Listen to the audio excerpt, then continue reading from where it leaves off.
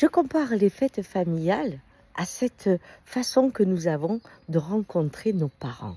En effet, dès la naissance, nous créons une mère idéale à l'intérieur de nous et on a une mère défaillante. Et idem pour le père. Et comment cela se passe?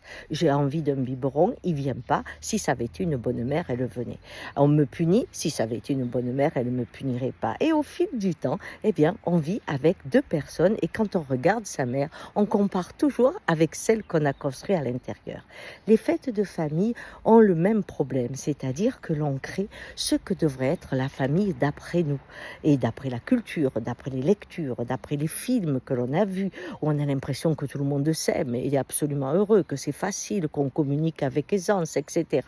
Et que l'amour est au bout de la lèvre et c'est comment s'exprimer. Or, quand on vit dans la réalité, eh bien, cette comparaison pourrit la soirée, et c'est le cas de le dire, parce qu'on a le sentiment d'être déçu dans les attentes que l'on a portées vis-à-vis de la famille qu'on a construite à l'intérieur de soi et qui est en concurrence avec celle que l'on a et qui paraît tout d'un coup un peu défaillante ou tout au moins décevante. Alors, pour cette fin d'année, je vous conseille, quand vous vous retrouvez dans la fête ou avec quelqu'un de la famille et tout ça, prenez conscience de cette comparaison et dites à cette petite voix qui arrive, oh c'est toujours la même chose, lui il fait rien ou elle fait tout. Bon, quand vous entendez cette petite voix, vous lui dites, tais-toi.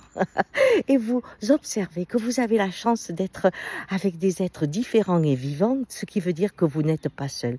Car si le monde était comme vous le vouliez, ça voudrait dire que vous avez que des acteurs. Alors profitez même de ce qui vous, des fois, vous trouble, parce que ça veut dire que vous êtes ensemble. Allez, bonne année.